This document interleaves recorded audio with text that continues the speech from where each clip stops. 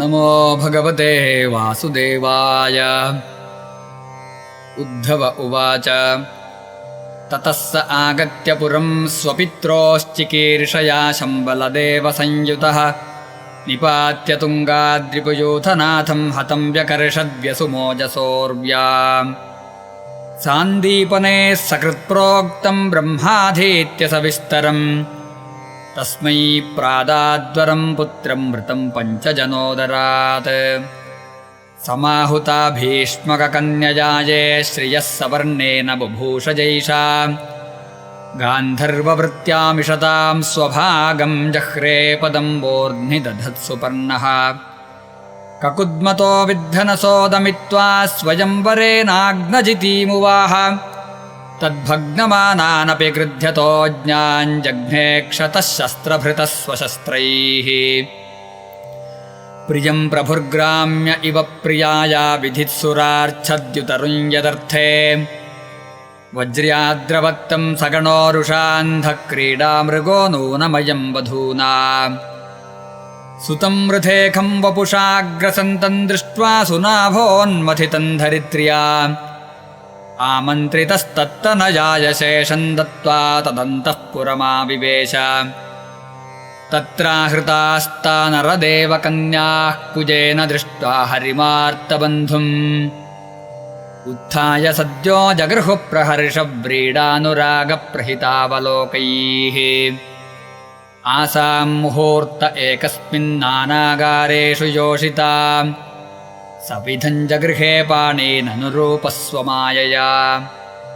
तास्वपत्यान्यजनयदात्मतुल्यानि सर्वतः। एकैकस्यां दश दश प्रकृतेर्विबुभूषया। कालमागधशाल्वादीननीकैरुन्धतः पुरम्।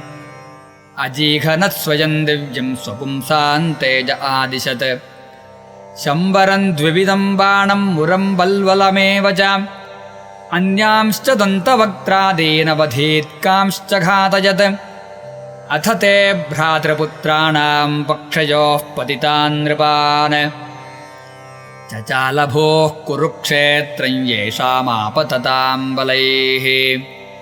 सकर्णदुःशासनसौबलानां कुमन्त्रपाकेन हतः श्रियायुषम्। सुयोधनं सानुचरं शयानं भग्नोरुमुर्व्यां ननन्द पश्यन्। कियान् भुवोऽयं क्षपितोरुभारो यद्रोणभीष्मार्जुनभीममूलैः। अष्टादशाक्षौहिणिकोमतं शैरास्ते बलं दुर्विषहं यदूनाम्।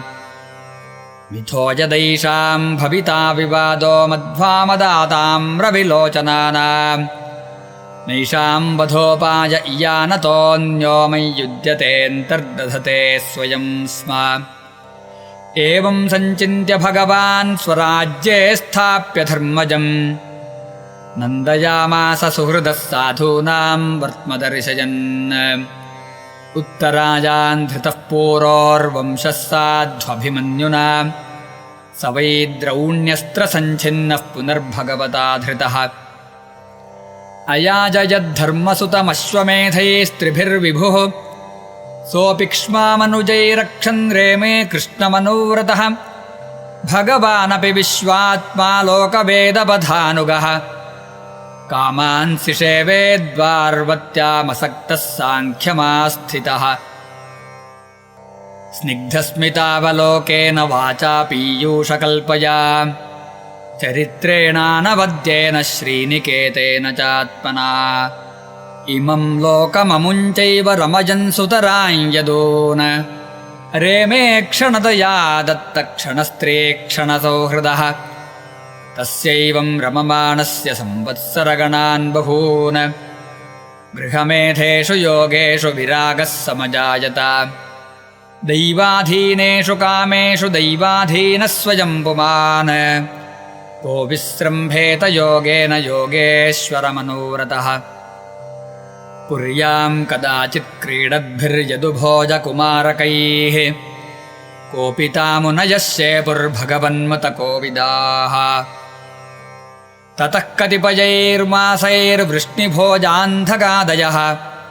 ययुः प्रभासं संहृष्टा रथैर्देवविमोहिताः तत्र स्नात्वा पितॄन् देवान् ऋषींश्चैव तदम्भसा तर्पयित्वाथ विप्रेभ्यो गावो बहुगुणा ददुः हिरण्यं रजतं शय्यां वासांस्यजिनकम्बलान् यानं रथानि भान् कन्याधरां वृत्तिकरीमपि अन्नं चोरुरसन्तेभ्यो दत्त्वा भगवदर्पणम् वो विप्रार्था सपश्शूराः प्रणेमुर्भुवि मूर्धभिः इति श्रीमद्भागवते महापुराणे पारमहंस्यां संहितायां तृतीयस्कन्धे विदुरोद्धवसंवादे तृतीयोऽध्यायः सर्वत्र गोविन्दनामसङ्कीर्तनम् गोविन्द गोविन्द।